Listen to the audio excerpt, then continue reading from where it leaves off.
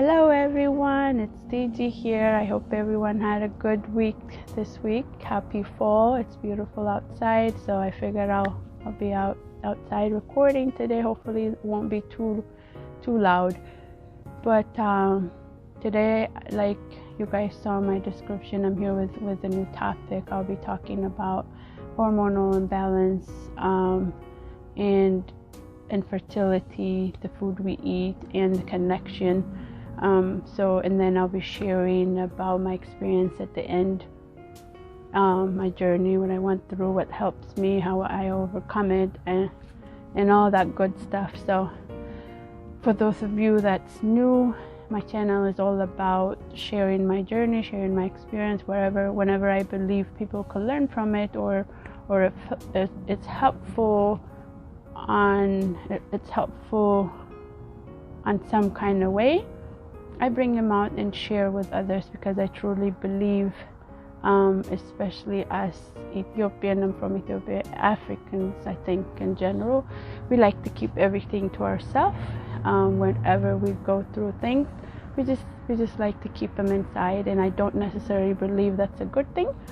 And I wish and pray always break that cycle and start talking about things openly, because I really truly believe it's very beneficial.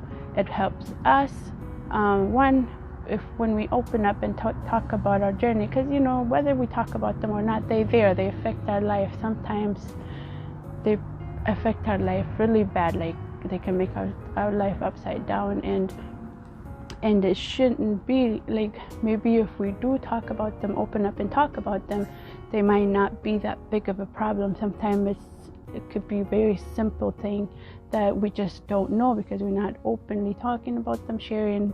We can learn from one another and we can comfort one another. There's so many things that we can gain from openly talking, and we can also feel better about whatever is bothering us if we openly talking about them.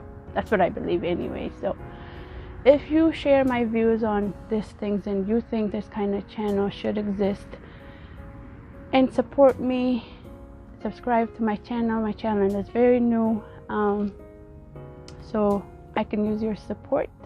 So subscribe and share my video if you believe there's someone that can use it, and then keep coming back and we can talk.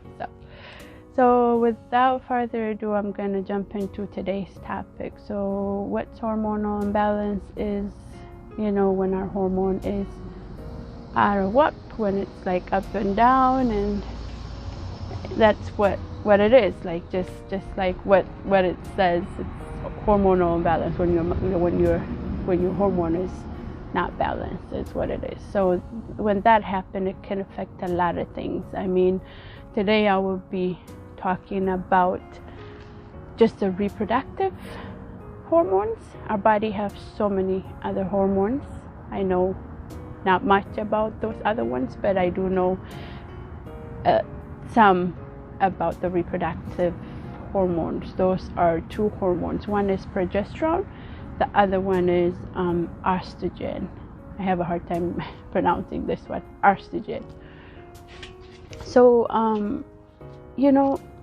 pregnancy and having a baby, that whole journey is like a beautiful work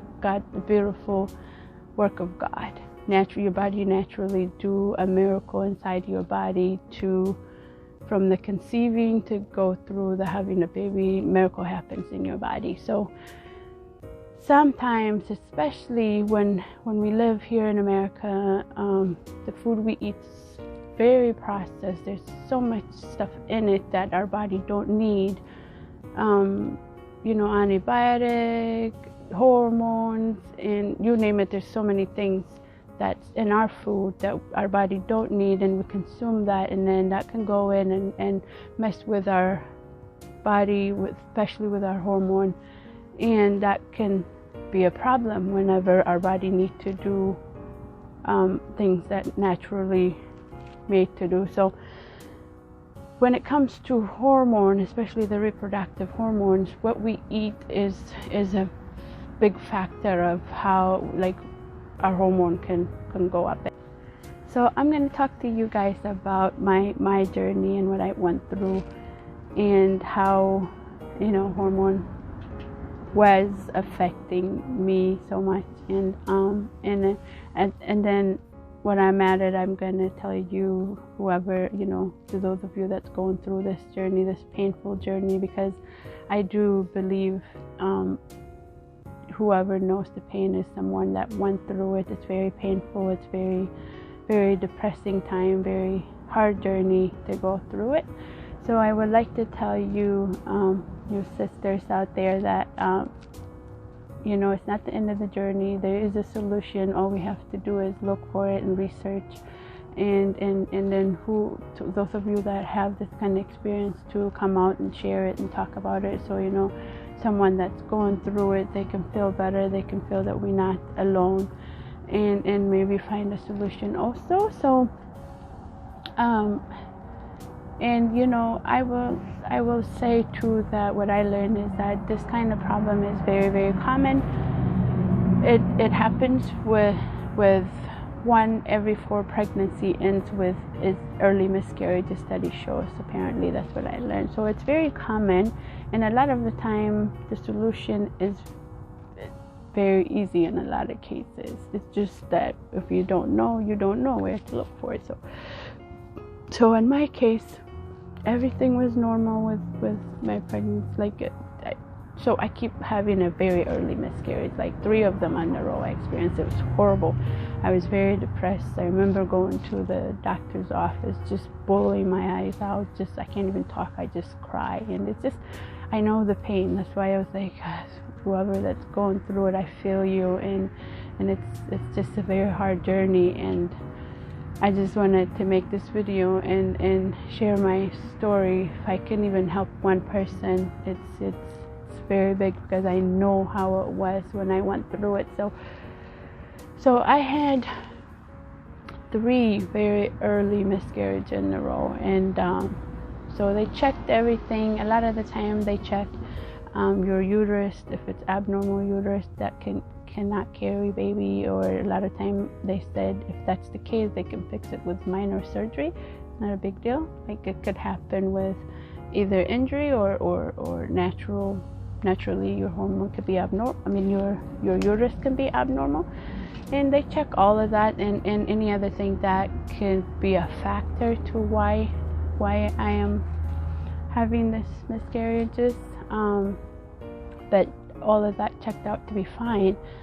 And, you know, a lot of time people associate it with age also, but, you know, these things, it's not really, I mean, it could be, but a lot of the time it's not just age. We focus, because we know that's what it is, and we focus on age, but there's so many other factors, especially living in this country. The food we eat is just has big part of it, and a lot of the time we just, you know, I know people that work with me, they are like in early 20s, 25, 26. They were having a hard time conceiving and having miscarriages, early miscarriages and stuff. And a lot of times, especially if you obese, like you know, heavy, that can happen. So it's not just age. And in my case, with my first pregnancies, I was in my late 20s. I was like 29. So, you know, in this country, especially in Africa, it might be, but this country, that's not really late for if you're in your 20s. You know, I don't think you're late. But anyways, I had those 3 miscarriages. They checked everything they need to check. There wasn't, so they come to conclusion, if this is not, then it has to be a hormone. When I was sent to a specialist, a really nice doctor, and so the first thing he told me was, first thing first, you need to stop eating this commercially raised meat, also like dairy product. So what it is that when cows or chickens or whatever are treated with stuff like antibiotics, hormones and all that, like, meaning they grow them with hormone, within 3 weeks or a month, they grow because they're full of hormone, and then they come to store, we consume them. Even the milk that those cows give you, it's full of hormone. Then you eat those stuff, you consume those stuff, and then you consume indirectly the hormone, and then it can mess with your hormone. So that's what I was told, and that's what the first thing he said I should change in my diet. And this is not just to have a baby or to, in general, like, because of it now my knowledge is like, wild now. I look for things.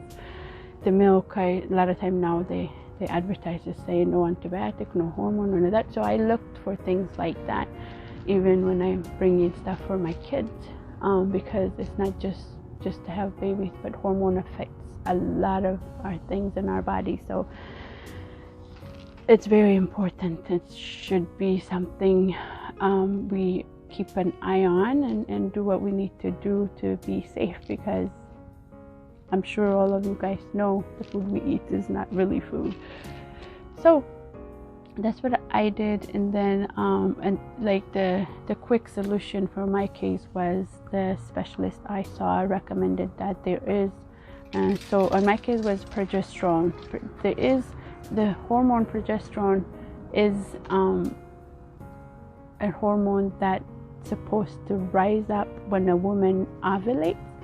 Ovulation, it starts on ovulation time, so meaning when your eggs are ready to be a baby, your progesterone hormone needs to rise up, and then that helps you conceive. And if that doesn't happen naturally, then you have a hard time conceiving. Even if you do conceive, then the pregnancy ends very early. It ends with unfortunately with early miscarriage. So that he believed that was what's going on with me. So then he recommended that there is a medication called natural progesterone. It's an oily pills that goes, I don't know if you call it even pills, it looks like pills, but it's big, it's like this big, and it goes in your vagina inside, and you take that from your ovulation time until, if you end up being pregnant, until 3 months of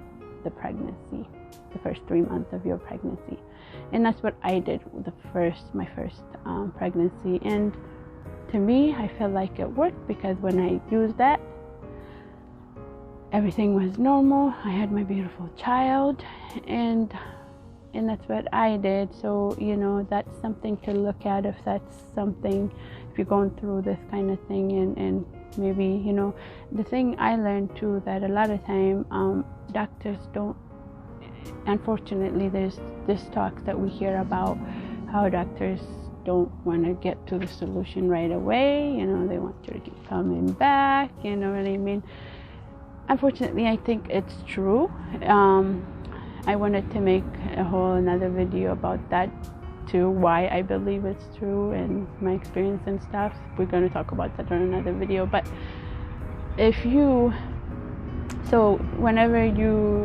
experiencing this kind of thing, when you go to the doctor, just, if they want to go around, just suggest it. There is, maybe if it's hormone, can you check my hormone, do this and do that, and maybe suggest that, can I use the natural progesterone and medication, you know what I mean? Do your own research before you go, and then suggest what you want them to do for you, because a lot of time they might not. They just maybe have you go back and forth, and instead of going through all that, you can suggest yourself. And so in general, this is what. So then another one is when I got pregnant for the second time, I was nervous. I don't want this to happen again. So I was talking to my doctor. I was like, so this happened with my first pregnancy, and this is what I did, and I took the natural progesterone medication. So do you think I needed to do it again? She said, no, there's not really a study that shows it can help or not. I don't know, that's what this one said. And that's why I said you can check it out and see if it is an option. So, but she said, you know, you're not having any complication right now, so just not do it. And then that's what I did. I was like super nervous, but nothing happened. Everything was good. And I had my first child and my third child. So now I have 3 beautiful children. Thank God for that. And so I just wanted to come out and share what I went through before my 3 babies. And I know there's a lot of people that go through this kind of issues.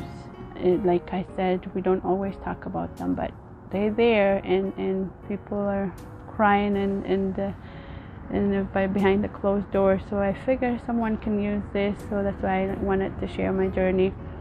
And if you believe people can use this, and just share my video.